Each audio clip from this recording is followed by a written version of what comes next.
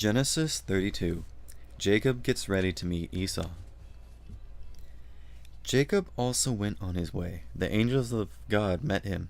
Jacob saw them. He said, "This is the army of God." So he named that place Mahanaim. Jacob sent messengers ahead of him to his brother Esau. Esau lived in the land of Seir. It was also called the country of Edom. Country told the messengers what to do. He said, "Here's what you must tell my master Esau.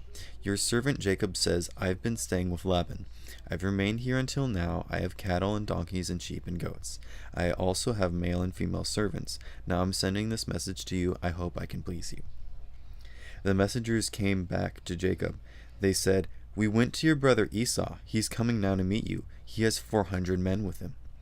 Jacob was very worried and afraid. So he separated the people who were with him into two groups. He also separated the flocks and herds and camels. He thought, Esau may come and attack one group. If he does, the group that's left can escape. Then Jacob prayed, "You are the God of my grandfather Abraham. You are the God of my father Isaac. Lord, you are the one who said to me, 'Go back to your country and to your relatives, then I will give you success.' You have been very kind and faithful to me.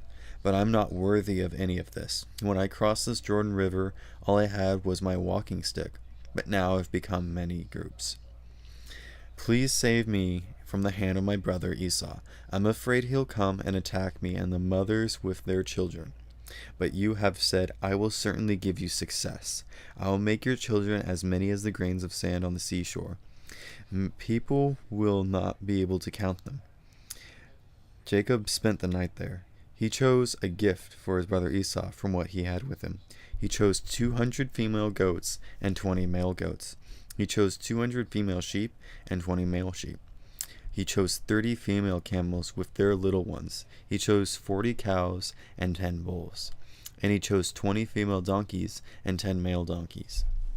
He put each herd by itself. Then he put his servants in charge of them. He said to his servants, "Go on ahead of me. Keep some space between the herds." Jacob spoke to his servant who was leading the way. He said, "My brother Esau will meet you. He'll ask, 'Who is your master? Where are you going? And who owns all these animals in front of you?'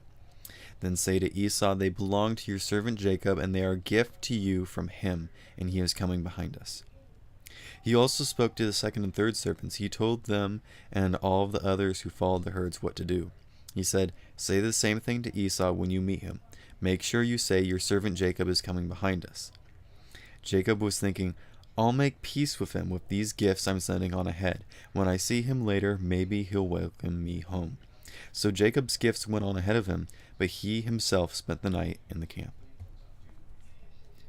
Jacob struggles with God.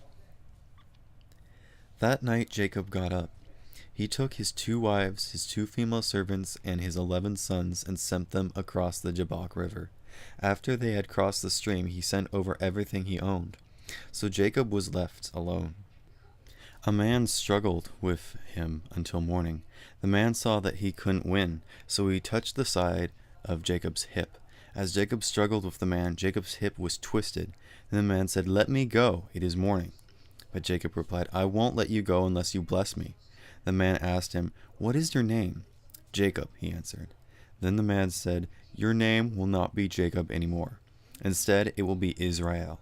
You have struggled with God and with men, and you have won."